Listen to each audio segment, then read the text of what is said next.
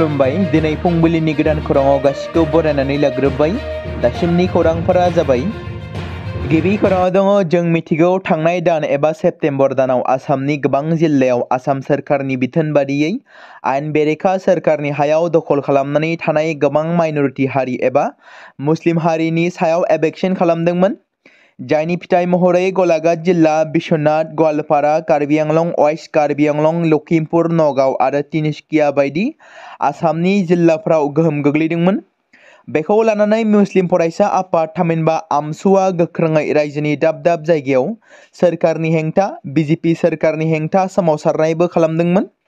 जेराव एभेक्शनखौ बन्द खालामनांगौ मानो मुस्लिम सुबुंफोरखौल टार्गेट खालामनानै एभेक्शन खालामदों बे बाथ्राखौ बिथा खालामनानै बिथांमोना गोबां अजद दिखांदोंमोन थेवब्लाबो गिबि मन्थ्रि डक्टर हिमन्त बिश्व शर्मानि बिथोनाव थाद'नाय गैयाजासे एभेक्शना सोलिदोंमोन बेबायदिनो फिन आरोबाव रायजोनि गिबि मन्थ्रि डक्टर हिमन्त बिश्व शर्माया फैबाय थानाय समाव थाबैनो एभेक्शन खालामबावगौनि बाथ्रा फोरमायथिदों नाथाय बे बारनि एभेक्शनाव बिटिसिआवबो रायजो जानाय माइनरिटि हारिनि सायावबो एभेक्शन खालामगोन नामा लोगोसे ट्राइबेल बर' मिसिं राभानि सायावबो होस्रांनाय हाबाफारि लागोन नामा बेयो मोनसे सोंलु जानानै फैदों नाथाय गिबि मन्थ्रिया थांनाय माखासे दान सिगां बुंनाय बादिब्ला आसामनि थागिबि एबा ट्राइबेल सुबुंफोरनि सायाव एभेक्शनखौ खालामनाय जानाय नङा जेराव बिसोरहा जेसेबांखि फरेस्ट ओनसोलाव थाया मानो बिथांमोना रायजो जानो थाखाय राइट्स दं बिथांमोना फरेस्टनि लेन्ड राइट एबा लेन्ड पाट्टा मोननायनि खाबु दं एबा फरेस्ट ओनसोलाव रायजो जाब्लाबो बिथांमोना हानि पाट्टा एबा हा फोरमान बिलाइ मोननो खाबु दं नाथाय बेबादि समावबो एभेक्शनखौ आयेन बेरेखा दखल खालामनानै थानाय गासैबो हारिनि सायावनो एभेक्शनखौ खालामगोन नामा बेखौ उननि समासो फोरमायसिगोन नैथि खौराङाव दङ दिनैनि जानो गोनां बिपिएफ सोरखारनि समायखिरा लानायनि साखाफारा जानाया आबुं महर मोनबाय दिनैनि समाव बिटिसिआव बिपिएफ दोलोआ सोरखार जानो थाखाय समायखिरा लागोन बिटिसिनि 5टी मावफुं सोद्रोमाफोरजों लोगोसे बिटिसिनि गाहाय हाग्रामा महिलारिनि समायखिरा लानाया दिनै फुंनि 11 आरो 12 रिंगासो समाव बिटिसिनि बड'फा नोगोराव जानो थांगासिनो दं आरो दिनै बे समायखिरा लानाय हाबाफारिनि साखाफारा जानाया जोबनानै थांबाय मख'नो गोनांदि दिनैनि बिपिएफ दोलोनि समायखिरा लानाय हाबाफारियाव गाहाय आलासि महरै बाहागो लाफैगोन आसामनि रायजो बेंगिरि लक्ष्मण प्रसाद आचार्य जेराव बिथाङा मोनफैनानै थाखानानै दं गिबि मन्थ्रि डक्टर हिमन्त बिश्व शर्मा आरो त्रिपुरानि दैदेनगिरि बिथांमोनाबो बाहागो लागोन आरो दिनै सा 8 लानानै सा 10 AM बिथांमोनाबो समायखिरा लागोन होनना मिथि मोनदों थामथि खौराङाव दङ आसामनि मुंदांखा देंखोगिरि जुबिन गार्गनि हरखाबै रुंसारि जानानै थांनायाव लोब्बा थानाय दासिम माखासे सुबुंफोरखौ एरेस्ट खालामनायनि उनाव फिन सन्दीपन गार्गखौबो जायखिजाया समावनो हमनाय जागोन बे समाव जुबिन गार्गनि रुंसारि जानायाव लोब्बा थानाय दायनिगिरिफोरखौ फास्ट ट्रेकआव नायबिजिरनाया सोलिगासिनो दं जुबिन गार्गनि रुंसारि जानायाव लोब्बा गोनां सन्दीपन गार्गखौ जायखिजाया समावनो खानाय जागोन होनना सुलुङाव फोरमायदों मख'नो गोनां बाथ्रादि सिंगापुराव जुबिन गार्गनि रुंसारि जानाय जायगायाव सन्दीपन गार्गआबो दैयाव दुगैनाय समाव दंमोन होनना मिथिहोदों मख'नो गोनांदि जुबिन गार्गनि रुंसारि जानायाव लोब्बा थानाय श्याम कानु महन्त सिद्धार्थ शर्मा शेखर ज्योति गस्वामी आरो अमृत प्रभा महन्तमोनखौ सिआइडिआ एरेस्ट खालामबाय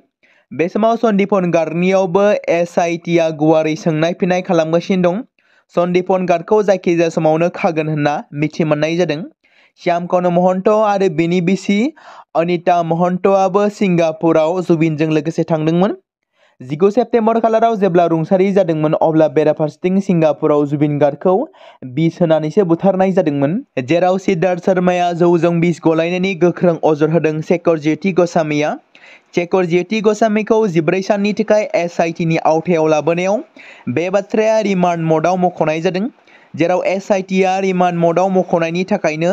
शेखर आरो अमृत प्रभाखौ 14 साननि थाखाय सिआइडिनि कास्टडियाव दैथायहरनाय जादों 1 जानुवारि 2026 निफ्राय पेन कार्डखौ बन्द खालामनाय जागोन जुदि नोंथाङा पेन कार्डनि गोदान नेमफोरखौ उनसंनानै मानियाब्ला फैगौ 31 दिसेम्बर 2025 मायथाइनि गेजेराव जाय पेन कार्डफोरा आधार कार्डजों लिंक नङा बेफोरखौ ब्लक खालामनाय जासिगोन होननानै फोसावदों सोरखारा जायनि जाहोनाव सुबुंफोरा इनकाम टेक्स रिटार्न्स जमा होनो हानाय नङा टेक्स रिफान्ड्सनि थाखाय खावलायनो हानाय नङा एबा गोनां बेंकिं आरो राङारि हाबा मावनो हानाय नङा सेलारि क्रेडिट्स आरो एकाउन्टनि लेनदेनफोरखौबो होबथानो हागौ बेफोरबादि जेंनानिफ्राय बारग'नो थाखाय सुबुंफोरा मावख'आरि टेक्स फाइलिं पर्टेल वेबसाइटआव थांनो हागोन आरो गावनि पेन आधार होनानै OTP होनानै कनफार्म खालामनानै लिंक आधार अपसनखौ सायख'नानै पेन कार्ड आरो आधार कार्डखौ लिंक खालामनानै लानो हागोन। इउक' बेंकनि मानकाचार दालायाव 9,50,000 रां बोखांनो हानाय 1.2 मिलियन रां सोमोनांथावै खावनाय जाथायजों लोब्बा थानाय साथाम बेंक मावफारियाफोरखौ पुलिसआ सनिबारखालि खादों। मख'नो गोनांदि मानकाचारनि गेजेराव थानाय नैथि इउक' बेंकनि ब्रान्स मेनेजारआ शुक्रबारखालि सानजौफुनि 2 रिंगासो समाव गेटखौ सिमफायनानै 12 लाख रां खावदोंमोन होननानै मोनसे अजद मोननाय जादों। बेलासि 4 रिंगायाव ब्रान्स मेनेजारआ 1.2 मिलियन रां खावनायनि खौरांखौ मानकाचार पुलिसनो होयो। लोगो लोगो मानकाचार थानानि बिबानगिरि दीपक बरग'हाइनि दैदेननायाव पुलिसनि मोनसे हानजाया इउक' बेंकआव सफैदोंमोन। जाथायखौ गोबां सन्देह गोनां साननानै पुलिसआ थाबैनो जिल्ला बिबानगिरिनो खौरां हरदोंमोन।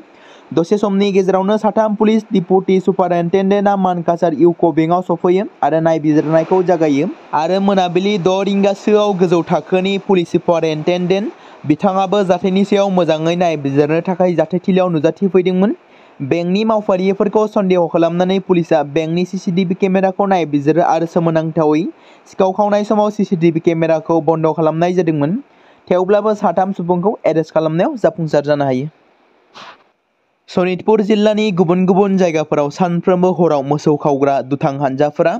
सरासनस्रा आबादारिफोरखौ सिगिगासिनो दं आरो गोबां मोसौफोरखौबो खावनानै लांगासिनो थादों। बे बेलायाव मोसौ खावग्रा हानजानि गिलु बालु हानजानि गिख्रंथाव गाग्लोबनाय आरो मैया फुंनि समाव कावाइमारियाव जायगानि सुबुंफोरा खारखोमानानै खारबोनाय मोसौ खावग्रा हानजानि सासे सोद्रोमाखौ खानो हादों। जाथायनि बागै मिथिनो मोननाय बायदिब्ला शुक्रबारनि फुंबिलियाव साथाम सोद्रोमानि सिखाव हानजाया तेलामारा पुलिस थानानि सिङाव थानाय पुटियापुकुरि गामिनि थागिबि नित्यानन्द कौशनि न'आव हाबनो नाजादोंमोन आरो बे जाथायाव न'नि बिगोमाया हरनि समाव हरखाबनो दावराव खोनादोंमोन आरो हमदांनो मोनदोंमोन दि सिखावफ्रा फैदों होनना। लोगो लोगो हस्रिखावनानै सिखाव सिखाव होननानै न'नि बिगोमानि गाबनायखौ खोनानानै जायगानि सुबुंफोरा जाथायथिलियाव फैयो, जायनि जाउनाव मोसौ खावग्रा हानजाया गावजों गाव लोगोसे लाबोनाय गारिखौ बाहायनानै खारखोमानो नाजादोंमोन। नाथाय जायगानि सासे लाइमोना सिखावफोरा बाहायनाय शेवरलेट गारिखौ उल्था फारसेनिफ्राय गावनि गारिजों होथेनानै होबथायो आरो बिसोरनि मेगननि मोखाङाव होथेनाय लामाजों मोगा-मोगि जानानै मोसौ खावग्रा हानजाया खारनो हायाखैमोन आरो बिसोर लोगोआवनो लाबोनाय गारिखौ जायगायावनो दोनथ'नो गोनां जादोंमोन, जेराव माखासेया खारखोमानो गोनां जायो आरो सासेया हमजायो। हजाइ जिल्लानि दब'खायाव मोनसे दान्थे-बिदान्थे गोनां जाथाया सोराङाव फैदों, जेराव सासे बेंगुरा सुबुंनि गाहाय मन्थ्रिनि बिथांखिनि न'नि रांखौ कास्टमार सार्भिस सेन्टारनि बिगुमानि मुङाव जाख्ल'नायनि अजद होदों। खौरां मोननाय बायदिब्ला दबका पुलिस थानानि सिङाव थानाय सोनाब जारुननि रुंसारि आब्दुल कादिरनि बेंगुरा फिसाज्ला कापिल उद्दिनआ गाहाय मन्थ्रि थाग्रा न' बिथांखिनि सिङाव गंसे न' मोननो हादोंमोन। कापिल उद्दिननि बिसियाबो सिरि आरो बेंगा। गोरिब बेंगुरा कापिल उद्दिनआ Punjab national bank code number 23/93 नि सिङाव थानाय कसारीपारा एरिया कास्टमार सार्भिस सेन्टाराव एकाउन्ट खुलिदोंमोन आरो खान्थि बादियै रांनि लेनदेन खालामगासिनो दंमोन। बे एकाउन्टनि गेजेरजों गाहाय मन्थ्रिनि थाग्रा न' एबा PMAY नि बिथांखिनि रांखौ दैथायहरदोंब्लाबो सानै सुबुं मिजानुर रहमान लस्कर आरो कामरुप, जाय कास्टमारनि सार्भिस सेन्टारखौ सामलायदोंमोन, बे सुबुङा बेंगुरा सुबुंनि एकाउन्टनिफ्राय 17,000 रां जाख्ल'नायनि खैसार खालामदोंमोन आरो दबका पुलिस थानायाव अजद होनाय जादोंमोन। गोबां समफोरावनो बर'नि माखासे राजखान्थिगिरि दैदेनगिरिफोरखौ ससियेल मिडियानि गेजेरजों बायदि बायदि समाजनि गनायजाथावै सावगारि एबा भिडिअ खालामनानै फोसावनायखौ नुनो मोनबोबाय थादों। बेबायदिनो 2025 नि BTC बिसायख'थियाव UPPL दोलोआ जेननायखौ लानानै गोबां समाजारि बिजोङाव UPPLनि गाहाय दैदेनगिरि प्रमद बर' आरो माखासे UPPLनि दैदेनगिरिफोरखौ गोबां समाजारि बिजोंनि गेजेरजों नंखायै गनायजाथावै सावगारि एडिट खालामनानै ससियेल मिडियायाव स्प्रेड एबा भाइरेल खालामनानै होदों। बेबादिनो फिन आरोबाव प्रमद बर'खौ सासे बिबायारिजों रुजुनानै सावगारि खालामनानै फेसबुकनि गेजेरजों पस्ट खालामनानै होनायखौ नुनो मोनबावनाय जादों। थारैनो बैसोर लाइमोनफोरा गावखौनो मा दिन्थिनो सानदों? प्रमद बर'ल' नङा, गोबां समफोरावनो माब्लाबा BPFनि गाहाय हाग्रामा महिलारि आरो गोबां दैदेनगिरिफोरखौबो समाजारि बिजोंनि गेजेरजों समाजनि गनायजाथावै नंखाय एडिट खालामनानै फोसावनानै होबोबाय थानायखौ नुनो मोनदों। जायफोरा बेबादि पस्ट खालामदों बिथांमोना माब्लाबाबो साना जे माब्लाबा समाव सोरनिबा फिसा दाय एबा फिसा गोरोन्थियावनो गिदिर दाय गोनां जानो हागौ एबा गिदिर खहा गोनां जानो हागौ होननानै सांग्रां जाब्लानो जाबाय। माब्लाबा समाव सोरनिबा फिसा दायावनो गिदिर दाय गोनां जानो हागौ।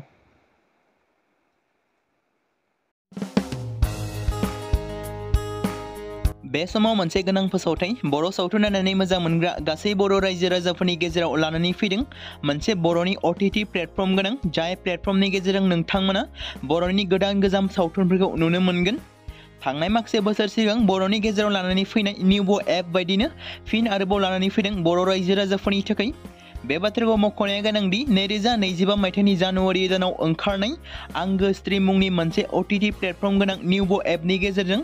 नोंथांमोना गोबांथार बर'नि सावथुनफोर जेरै ट्रेजेडी, रमान्टिक, एक्शन आरो कमेडीजों बुंफबनाय सावथुनफोरखौ नुनो मोनगोन।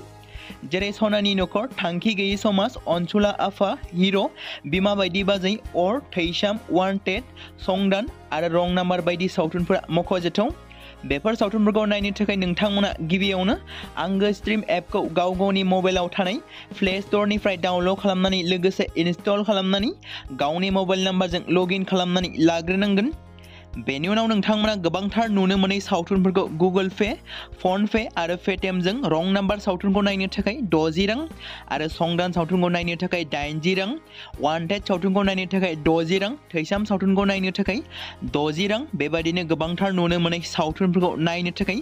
सुबिदा खालामनानै होदों आंगो स्ट्रीम प्लेटफर्मा। फिन नोंथांमोननि गेजेराव फोरमायबावनो लादों बर' सावथुन नायनानै मोजां मोनग्रा गासै बर' रायजो राजाफोरनि गेजेराव लानानै फैदों मोनसे बर'नि OTT प्लेटफर्म गोनां, जाय प्लेटफर्मनि गेजेरजों नोंथांमोना बर'नि नुनो मोनै सावथुनफोर जेराव गोदान गोजाम सावथुनफोरखौ नुनो मोनगोन। बे बाथ्राखौ मख'नाया गोनांदि 2025 मायथाइनि जानुवारि दानाव दिहुनजानाय आंगो स्ट्रीम मुंनि मोनसे OTT प्लेटफर्म गोनां एपनि गेजेरजों नोंथांमोना गोबांथार बर'नि ट्रेजेडी, रमान्टिक, एक्शन आरो कमेडीजों बुंफबनाय सावथुनफोरखौ नुनो मोनगोन। जेरै रं नाम्बार, संदान, वान्टेड, थैसाम, अर, बिमा बायदि बाजै, हिर', अनसुला आफा, थांखि गैयै समाज, सनानि नखर बायदि बायदि सावथुनफ्रा मख'जाथाव। बेफोर सावथुनफोरखौ नायनो थाखाय नोंथांमोना गिबियावनो आंगो स्ट्रीम एपखौ गाव गावनि मबाइलाव थाखानाय प्ले स्ट'रनिफ्राय इनस्टल खालामनानै गावनि मबाइल नाम्बारजों लगइन खालामखांनायनि उनाव नोंथांमोना गोबांथार नुनो मोनै सावथुनफोरखौ गुगोल पे, फन पे आरो पेटिएमजों रं नाम्बार सावथुनखौ नायनो थाखाय 60 रां, संदान सावथुनखौ नायनो थाखाय 80 रां, वान्टेड सावथुनखौ नायनो थाखाय 60 रां,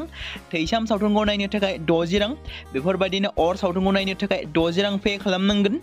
बेबायदिनो गोबांथार नुनो मोनै बर' सावथुनफोरखौ नायनो थाखाय सुबिदा खालामनानै होदों आंगो स्ट्रीम प्लेटफर्मा।